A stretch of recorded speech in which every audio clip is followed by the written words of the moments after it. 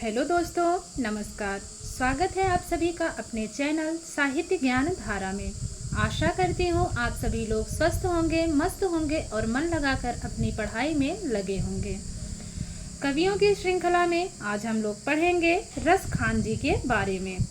रसखान का समय 1548 से लेकर 1628 ईस्वी के मध्य माना जाता है। रसखान का मूल नाम सैयद इब्राहिम रसखान था। रसखान कृष्ण भक्त और विठल नाथ जी के शिष्य थे। रसखान ने ब्रज भाषा में कृष्ण भक्ति में गेय पदना लिखकर कवित्व सवये लिखे। अब देखते हैं रसखान की रचनाओं को।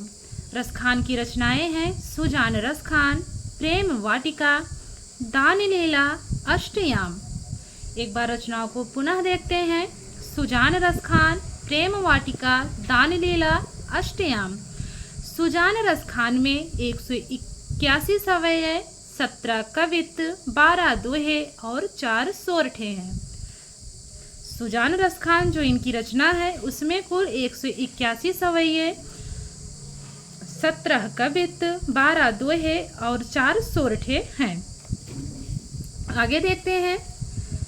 प्रेम वाटिका 1614 ईस्वी रसखान की अंतिम रचना मानी जाती है। दान लीला एक लघु प्रबंध काव्य है। अष्टयाम में भगवान श्री कृष्ण के प्रातः काल उठने से लेकर सोने तक की दिनचर्या का वर्णन है। तो जो इनकी रचना है अष्टयाम, उसमें भगवान श्री कृष्ण के प्रातः काल उठने से लेकर सोने तक की दिनचर्या का वर्णन है। रसखान मुसलमान होकर भी कृष्ण भक्त थे, इसलिए भारतेंदु हरिश्चंद्र ने कहा है, इन मुसलमान जनिन पर कोटिक हिंदू वारिये। रसखान विठलनाथ जी के बड़े कृपा पात्र थे। बात करते हैं इनकी प्रसिद्ध पंक्तियों की। मोर पखा सिर ऊपर राखी हो, गुंज की माल गरय पुन को तजी डारो। पंक्ति को एक बार पुनः देखते हैं। मोर पंखा सिर ऊपर राखी हो, गुंज की माल गरय पुन को तजी डालो। तो ये पंक्ति है रसखान जी की। इनकी एक और प्रसिद्ध पंक्ति है, उसको देख लेते हैं। या लकटुई अरु कामरिया पर राजती हूँ पुनि को तजी डारो। यह इनकी बहुत ही महत्वपूर्ण पंक्ति है और परीक्षा के दृष्टिकोण से भी महत्वपूर्ण है, तो ध्यान रखेंगे। अब बात करते हैं रसखान जी से संबंधित प्रमुख कथन की। इनकी भाषा बहुत चलती, सरल और शब्दाडंबर मुक्त होती थी। शुद्ध ब्रज भाषा का जो चलतापन और सफाई इनकी और घनानंद की रचनाओं में है, वह अन्यत्र दुर्लभ है। बहुत ही महत्वपूर्ण कथन है और ये कथन है आचार्य रामचंद्र शुक्ल जी का। और किसके लिए है? तो रसखान जी के लिए है। कथन एक बार पुनः देखेंगे। इनकी भाषा बहुत चलती, सरल और शब्दाडंबर होती थी। शुद्ध ब्रज भाषा का जो चलतापन और सफाई इनकी और घनानंद की रचनाओं में है, वह अन्यत्र दुर्लभ है। यह कथन है आचार्य रामचंद्र शुक्ल जी का। अब देख लेते हैं रसखान जी से संबंधित महत्वपूर्ण प्रश्नों की। पहला प्रश्न है, आचार्य रामचंद्र शुक्ल के अनुसार दादू दयाल के गुरु कौन थे? ऑप्शंस है नाभादास, कमाल, कबीर या फिर बुड्ढन। तो आचार्य रामचंद्र शुक्ल के अनुसार दादू दयाल के गुरु थे कबीरदास जी। देखते हैं रसखान जी से संबंधित प्रश्नों के बारे में। अब रसखान का जन्म कब हुआ? ऑप्शन है 1546 ईस्वी, 1547 ईस्वी, 1548 ईस्वी या फिर 1549 ईस्वी। तो रसखान का जन्म 1548 ईस्वी में हुआ। आगे बात करते हैं, रसखान का मूल नाम क्या था? सैयद इब्राहिम खान, अबुल हसन, फिराक रसखान या फिर सैयद रसखान। तो रसखान जी का पूरा नाम था सैयद इब्राहिम रसखान। तो जो पहला वाला ऑप्शन है वो बिल्कुल सही है। आगे है, रसखान ने किससे दीक्षा ली? वल्लभाचार्य से, विठलनाथ से, सूरदास से या फिर तुलसीदास से। तो रसखान ने किससे दीक्षा ली? विठल नाथ जी से ली। बढ़ते हैं अगले प्रश्न की तरफ। रसखान ने कृष्ण भक्ति में छंद लिखे हैं, गेय पद, चौपाई, कवित्त सवये या फिर दोहे। तो जो इसमें कवित्त सवये हैं ये बिल्कुल सही हैं। रसखान ने कृष्ण भक्ति में छंद लिखे हैं तो कवित्त सवये लिखे हैं। बढ़ते हैं अगले प्रश्न की ओर। रसखान का लघु प्रबंध काव्य है, प्रेम वाटिका, अष्टयाम, सुजान रसखान, दान लीला। तो रसखान का लघु प्रबंध काव्य है दान लीला। अगला प्रश्न है, रसखान की सर्वाधिक प्रसिद्ध रचना है। ऑप्शन है प्रेम वाटिका, अष्टयाम, सुजान रसखान, दान लीला।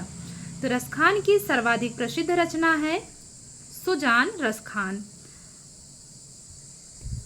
अगला प्रश्न है, सुजान रसखान में कितने सवये हैं? ऑप्शन है 17, 12, 181 या फिर 4। तो सुजान रसखान में कितने सवये हैं? तो 181 सवये हैं। अगला प्रश्न है, सुजान रसखान में कितने दोहे हैं? ऑप्शन है 17, 12, 181 या फिर 4।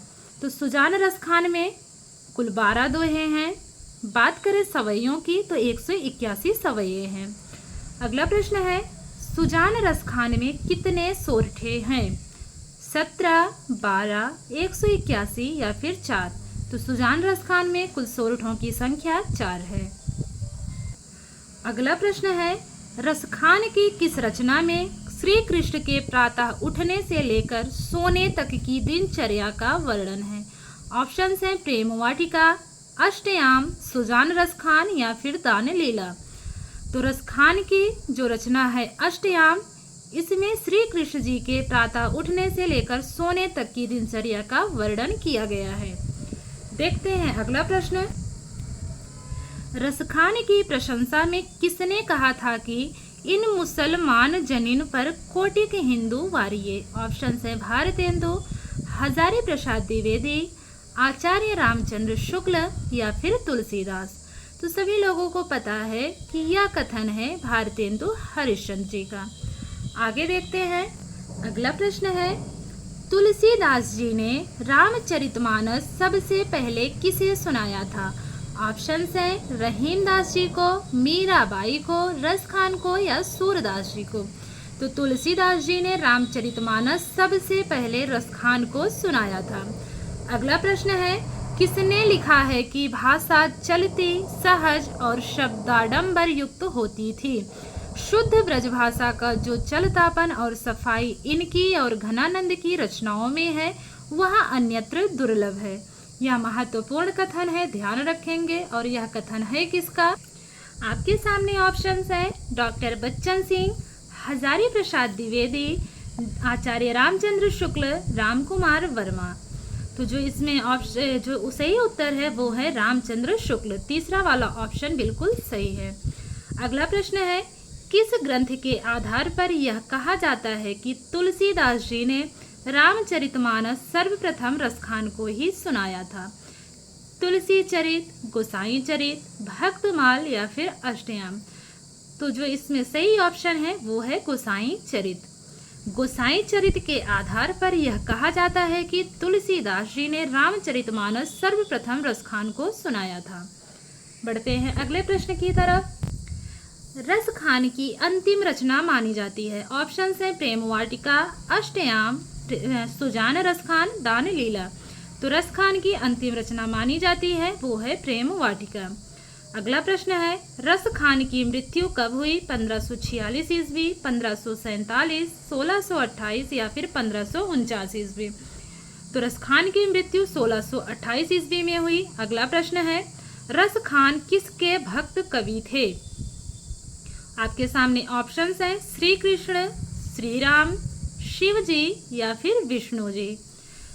तो रसखान जो है श्री कृष्ण जी के भक्त थे। रसखान श्री कृष्ण जी के भक्त थे। तो आज की क्लास यहीं तक है। आशा करती हूँ आज की वीडियो आप लोगों को अच्छी लगेगी। अगर वीडियो अच्छी लगे तो लाइक कीजिएगा, और कमेंट करके ज़रूर बताइएगा कि आप लोगों को वीडियो कैसी लगी। अगर वीडियो अच्छी लगे तो अपने दोस्तों को भी इसमें जोड़िए, और जिन लोगों ने चैनल को सब्सक्राइब नहीं किया है, जो पहली बार देख रहे हैं, वो लोग चैनल को सब्सक्राइब कर लें ताकि ऐसी ही वीडियोस आप लोगों तक पहुंचती रहे।